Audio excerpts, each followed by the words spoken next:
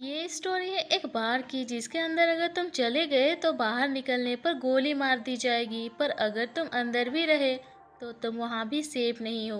तो चलो देखते हैं कि बार के अंदर जितने भी लोग फंसे हुए हैं उनमें से कोई बच पाएगा या नहीं।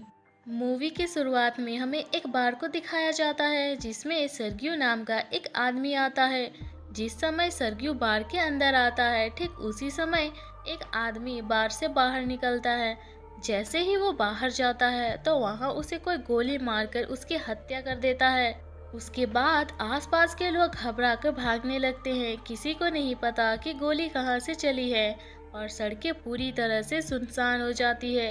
बार के अंदर बहुत सारे लोग होते हैं, उन्हें नहीं पता कि अब उन्हें क्या करना चाहिए। उसी वक्त सतुल नाम का आदमी पुलिस को कॉल करने की कोशिश करता है, लेकिन उसके फ़ोन में कवरेज नहीं होता। अब बार के अंदर से एक आदमी मरे हुए को देखने बाहर जाता है, लेकिन अचानक उसे भी कोई गोली मार देता है जिससे बार के अंदर फंसे लोग बुरी तरह से डर जाते हैं। सब इस बात से बहुत हैरान होते हैं कि किसी की फ़ोन में कवरेज नहीं होता। बार के अंदर एलिना नाम की एक लड़की होती है, वो कहती है कि हमें टीवी पर न्यूज़ देखना चाहिए, और जब वो न्यूज़ लगाते हैं तब सब हैरान होते हैं क्योंकि इस बारे में वहाँ पर कोई भी बात नहीं हो रही होती। और इतने में उनकी नज़र बाहर पड़ती है तो वहाँ से दोनों लाशें गायब हो जाती है और साथ ही उनका खून भी वहाँ से साफ कर दिया जाता है। इन सभी को कुछ समझ नहीं आता कि यहाँ क्या हो रहा है। तभी सेतुल कहता है कि मुझे लगता है कोई तो चाहता है हम में से कोई भी बाहर ना निकले। अब सरगियो अपना राय रखता है और कहता है हो सकता है हम में से कोई किलर हो, या हो सकता है हम में से कोई आतंकवादी हो जो जिसके पास भयानक विस्फोटक सामान हो और पुलिस उसे पकड़ना चाहती हो। ये सुनकर एक आदमी जिसका नाम नाचो है वो अपने पैर से अपने बैग को छुपा देता है, पर सरगी उसे ऐसा करते हुए देख लेता है और इसके बारे में सबको बताता है। और अब इसके बैग को ले लिया जाता है। जब उसके बैग को खोलते हैं तो उसके अंदर एक हार्ड ड्राइव निकलता है। तभी नाचो कहता है कि इसमें ऐसी कोई भी चीज़ नहीं है जिसमें किसी को नुकसान हो। वो कहता है मैं एक एड कंपनी में काम करता हूँ और इसमें बस मेरी डेटा है, पर इस पे कोई विश्वास नहीं करता। एलेना उसकी हार्ड ड्राइव को तोड़ देती है पर इसके अंदर कुछ नहीं होता। नाचो को इस बात से बहुत दुख होता है। नाचो देखता है कि सामने काउंटर के ऊपर एक ब्रीफकेस रखा हुआ है। वो सबसे पूछता है कि ये ब्रीफकेस किसका है। तभी सरग्यू दावा करता है कि ब्रीफकेस उसका है, और इससे पहले कि सरग्यू ब्रीफकेस को उठाता इस बार की ऑनर एम्पारो ब्रीफकेस उठा लेती है। सरग्यू अब एम्पारो को ब्रीफकेस खोलने से मना करता है, लेकिन तभी एक आदमी जिसका नाम इज़राइल है वो इस ब्रीफकेस को खोल देता है और ब्रीफकेस के अंदर औरतों के कुछ कपड़े निकलते हैं। जिससे पहले कि कोई समझ पाता बाथरूम से कुछ आवाज़ें आती है, और जब वे बाथरूम के दरवाजे को खोलने की कोशिश करते हैं वे किसी तरह दरवाजे को खोलकर अंदर जाते हैं और देखते हैं कि वहाँ पर एक मोटा सा आदमी लेटा हुआ है जो कि बेहोश है। दरअसल कहानी की शुरुआत में एक आदमी खांसते खांसते इस बाथरूम के अंदर आया था और तब से वो यहाँ पर बेहोश पड़ा है। इसके पास एक इंजेक्शन भी पड़ा होता है। एलिना इस इंजेक्शन को उठा लेती है और तभी उन लोगों को बाहर से गाड़ियों की आवाज़ आती है। जैसे ही ये लोग बार के गेट के पास जाते हैं तो ये देखते हैं कि वहाँ बहुत सारे आर्मी ऑफिसर्स आते हैं जिनके चेहरे पूरी तरह से ढके हुए होते हैं। आर्मी ऑफिसर वहाँ पर बहुत सारे टायर्स को रखते हैं जिसके बाद उन टायर्स को जला देते हैं और इस जगह से चले जाते हैं। हालांकि इन लोगों को लग रहा था कि वे उनकी मदद के लिए आए हैं, लेकिन वे उनकी मदद नहीं करते। और तभी टीवी पर न्यूज़ दिखाई जाती है कि सिटी की एक बहुत बड़े हिस्से में आग लग गई है और इसीलिए उस जगह को सील कर दिया गया है। बार में फंसे लोगों को कुछ समझ नहीं आता कि सरकार झूठ क्यों बोल रही है। और तभी वो आदमी जो बाथरूम के अंदर बेहोश था वो अचानक सबके सामने आ जाता है। उसके पूरी शरीर फूल गया होता है, उसकी आंखें भी बहुत अजीब होती है और वो वहीं पर गिरकर मर जाता है। लेकिन मरने से पहले वो डोंट टच मी भी कहता है। अब ये उनके फ़ोन को उठाते हैं और देखते हैं कि ये आदमी तो एक आर्मी ऑफिसर था। इसके फ़ोन में और भी कुछ फोटोज होती है जिनमें लोगों ने किसी भी वायरस से बचने वाली पीपीई किट पहनी होती है। उनके हाथ में स्प्रे भी होता है और अब बार के अंदर सबको समझ में आ जाता है कि इस पूरे इलाके को क्वारंटीन कर दिया गया है। इसका मतलब ये जो आदमी अभी अभी यहाँ पर मरा है ये इन्फेक्टेड था और इन्फेक्शन से इसकी जान चली गई है और शायद अब यहाँ पर और भी लोग इन्फेक्टेड होंगे। फिर नाचो को दिखाया जाता है जो किसी भी तरह से अपने फ़ोन में सिग्नल लाने की कोशिश करता है और जब वो टेबल पर चढ़कर अपने फ़ोन को ऊपर करता है तो उसके मोबाइल में कवरेज आ जाता है। वो ये बात सबको बताता है।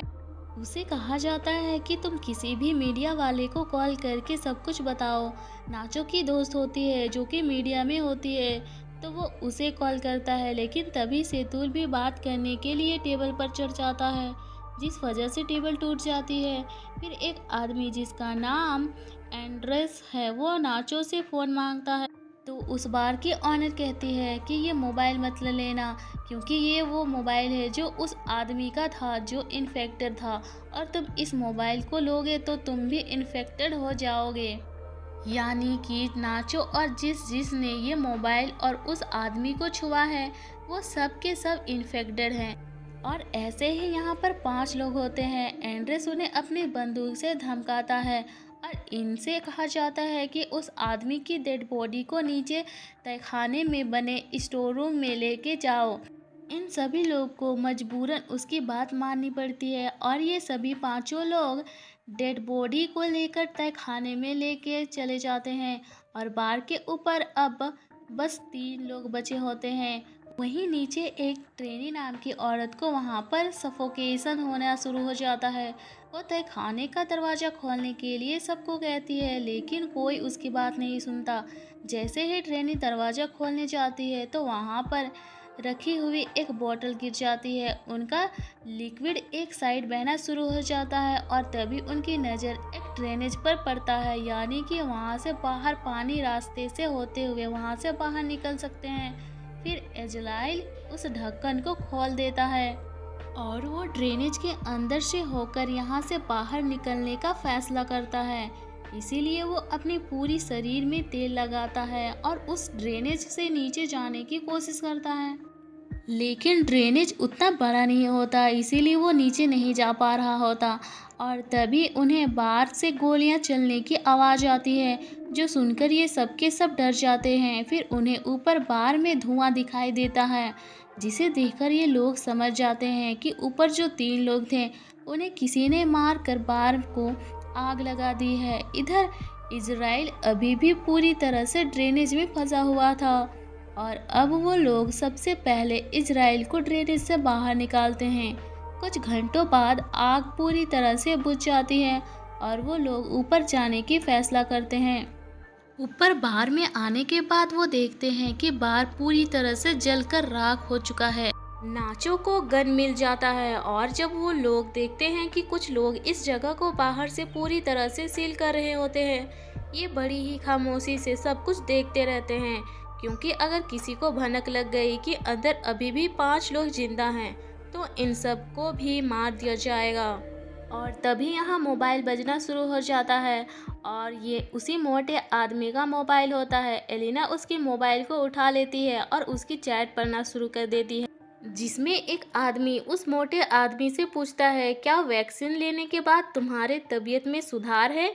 इस आदमी ने जवाब दिया होता है नहीं मेरी तबीयत बहुत ख़राब है और मैं किसी बार की वॉशरूम में छुपा हुआ हूँ तो मेरे पास आने की कोशिश मत करना। अब एलिना उसकी पुरानी चैट पढ़ती है जिसमें ये मरे हुए आदमी ने लिखा होता है कि मेरे पास 4 और बची है। ये लोग समझ जाते हैं कि इसके पास जो इंजेक्शन है वही इस वायरस की वैक्सीन है। ये पढ़कर सब लोग खुश हो जाते हैं कि ये वैक्सीन काम कर सकती है लेकिन फिर भी उनके मन में सवाल उठता है कि अगर इस आदमी ने वैक्सीन ली थी तो उसकी मृत्यु कैसे हो गई। अचानक उसके पास वो फ़ोन बजना शुरू हो जाता है पर इससे पहले कि वो फ़ोन उठा पाते उसकी बैटरी लो होने के कारण फ़ोन स्विच ऑफ हो जाता है। अब ये फ़ोन को किसी न किसी तरह से चार्ज करने लगते हैं। वहीं एलिना कहती है कि इस आदमी ने चैट में कहा था कि इसके पास 4 और बची है तो क्यों ना हम वो वैक्सीन को ढूंढें। फिर ये सब उसकी बॉडी के पास नीचे तहखाने में जाते हैं, लेकिन उन्हें यहाँ पर कोई भी वैक्सीन नहीं मिलती। जिसके बाद वे बाथरूम में जाते हैं, जहाँ पर पहले से ही इजराइल बैठा होता है। इजराइल किसी एक से अपना बलिदान मांगता है, क्योंकि वो सब 5 हैं और वैक्सीन सिर्फ 4। इसीलिए इजराइल सबसे पहले एक इंजेक्शन निकालकर अपने आप को इंजेक्ट कर लेता है। तभी नाचो उस पर बंदूक तान देता है, लेकिन वो फिर भी दवा अपनी बॉडी में इंजेक्ट कर देता है। जिसके बाद नाचो उसे बहुत बुरी तरह से मारता है। इन दोनों के बीच में हाथापाई शुरू हो जाती है। इजराइल नाचो पर हावी हो जाता है और उसकी गन को छीन लेता है। इसे हाथापाई के दौरान वैक्सीन इजराइल के हाथों से छूटकर नीचे तहखाने में गिर जाता है। ट्रेनी वैक्सीन को जाके उठा लेती है, लेकिन तभी गलती से उसके हाथ से वैक्सीन छूट जाती है और ड्रेनेज हॉल के अंदर चली जाती है। और अब ये चारों के चारों सोच रहे होते हैं कि कैसे वैक्सीन को वहां से निकाले। इन सब में से एलिना सबसे पतली होती है, इसीलिए वो लोग उससे पूछते हैं क्या अंदर जाकर वैक्सीन को ला सकती है। पहले तो एलिना मना कर देती है, लेकिन फिर बाद में मान जाती है। जिसके बाद एलिना की बॉडी पर तेल लगाया जाता है और उसे उस छोटे से हॉल के अंदर धकेला जाता है, जिसे बड़ी मुश्किल से नीचे गिर जाती है, जहाँ चारों तरफ गंदगी होती है। एलिना को वहाँ पर वैक्सीन मिल जाती है और ऊपर बैठ जाती है। तभी नाचो ऊपर से एक तार फेंकता है और कहता है वैक्सीन को इस तार पर बांध दो, पर एलिना साफ साफ मना कर देती है, क्योंकि उसे पता है कि ऊपर 3 लोग हैं और अब 3 ही वैक्सीन बची है। इसीलिए वो सबसे कहती है कि अगर तुम्हें वैक्सीन चाहिए तो तुम्हें नीचे आना होगा। फिर ये लोग ड्रेनेज के छेद को बड़ा करते हैं। तब तक एलिना बाहर का रास्ता ढूंढना शुरू कर देती है। थोड़ी दूर जाने के बाद उसे एक जगह पर रोशनी दिखाई देती है। सबसे पहले वो इंजेक्शन को वहाँ पर बने एक गड्ढे में छुपा देती है। इसके बाद वो देखती है कि वहाँ पर बहुत सारे सिक्योरिटी है जो उनकी 3 साथियों को जला रही हैं। यहाँ से सीन शिफ्ट होता है और हमें दिखाया जाता है बाकी के 4 लोग ऊपर तहखाने में थे, वो भी किसी तरह नीचे आ जाते हैं। नाचो और इजराइल के बीच में एक बार फिर से फाइट होना शुरू हो जाता है और इस बार नाचो उससे बंदूक छीनकर उसे गोली मार देता है, जिससे उसकी मृत्यु हो जाती है। अब नाचो के पास गन होती है, इसलिए वो सभी उससे डर रहे होते हैं। नाचो उन्हें में से एक को गन पॉइंट पर ले लेता है और एलिना को वैक्सीन देने के लिए कहता है। नाचो कहता है हमारे पास 3 वैक्सीन है और कहता है कि अगर ये मारा गया तो हमारे पास 3 वैक्सीन है, हम तीनों बच सकते हैं। पर सब उसे शांत कराते हैं। हालांकि नाचो ऐसा इंसान नहीं होता, उसने अग्रेशन में उससे ऐसा कर दिया होता है। और अब एलिना इस सब को अपने साथ बाहर की तरफ ले जाती है, जहाँ पर उसने वैक्सीन छिपा रखी थी। धीरे धीरे ये लोग आगे बढ़ते रहते हैं। नाचो और एलिना आगे चलते हैं, जबकि सेतुल और ड्रेनी इसके पीछे चलते हैं। तभी अचानक ड्रेनी सेतुल को पानी में डुबाकर मारने की कोशिश करती है, ताकि सारे दिक्कत ही खत्म हो जाए। लेकिन नाचो ट्रेनी से ऐसा करने से रोक देता है, पर ट्रेनी नाचो से कहती है कि तुम मुझे मार दो ताकि तुम सब वैक्सीन बांट लो और तुम्हारी जान बच जाए। नाचो उसके ऊपर गन तान देता है, लेकिन वो गोली नहीं चलाता। जिसके बाद ट्रेनी नाचो से गन लेकर यहाँ से थोड़ी दूर जाकर अपने आप को मार देती है। अब सिर्फ 3 लोग बचे थे और इसके पास इंजेक्शन भी 3 ही थे और इसीलिए अब एक एक इंजेक्शन ले लेते हैं। पर इससे पहले वो अपनी बॉडी में इंजेक्शन लगाते यहाँ पर इजराइल आ जाता है, जो अभी भी जिंदा है। इजराइल सेतुल पर पीछे से हमला करके उसे जान से मार देता है। एलिना और नाचो अपनी जान बचाने के लिए यहाँ से भागते हैं। अब इजराइल को गुस्सा आ जाता है और वो पूरी तरह से साइको हो चुका है और इन दोनों को मारने के लिए उनका पीछा करता है। एलिना और नाचो को सामने सीढ़ियाँ दिखाई देती है। वो दोनों सीढ़ियाँ से आगे बढ़ते हैं, पर तभी एलिना के पास जो इंजेक्शन होता है वो उसके हाथ से छूट के नीचे गिर जाता है। अब क्योंकि इजराइल भी सीढ़ियाँ से चल रहा होता है, इसीलिए वो नीचे नहीं जा सकते। नाचो जल्दी से अपना इंजेक्शन एलिना को दे देता है। फिर इजराइल नाचो के पैर को पकड़कर उसे नीचे खींच देता है, जिससे दोनों की नीचे गिरने पर मौत हो जाती है। एलिना के पास अब जो इंजेक्शन बचा है वो उसे अपने शरीर में इंजेक्ट कर लेती है और ऊपर ड्रेनेज को ढक्कन खोलकर बाहर निकल जाती है। बाहर निकलते ही उसे बहुत सारे लोग दिखाई देते हैं और सरकार ने आगे के इलाके को पूरी तरह से सील किया हुआ होता है। एलिना का बिल्कुल भी होश नहीं होता और वो चुपचाप भीड़ में शामिल हो जाती है। यहाँ पर हमें यह पता चलता है कि जो सबसे पहले आदमी इन्फेक्ट हुआ था वो एक आर्मी ऑफिसर था और ये लोग एक ऐसे हथियार बना रहे थे जिसमें ये दुश्मनों पर अटैक कर सके, लेकिन उनका खुद का ऑफिसर ही इन्फेक्टेड हो जाता है। जबकि इस वायरस की वैक्सीनेशन बन जाती है, लेकिन वो मोटा आदमी पहले से ही बीमार होता है, इस वजह से वो वैक्सीनेशन उस पर काम नहीं करता।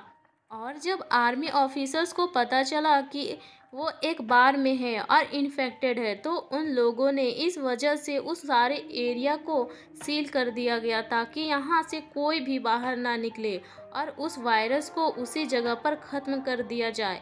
हालांकि उन्होंने कुछ लोगों को मारना भी पड़ा जो कि बेगुनाह थे, लेकिन कुछ लोगों के लिए पूरी देश को सफ़र नहीं करा सकते थे, इसीलिए उन्होंने ये कदम उठाया। उम्मीद करते हैं आपको ये वीडियो पसंद आई हो।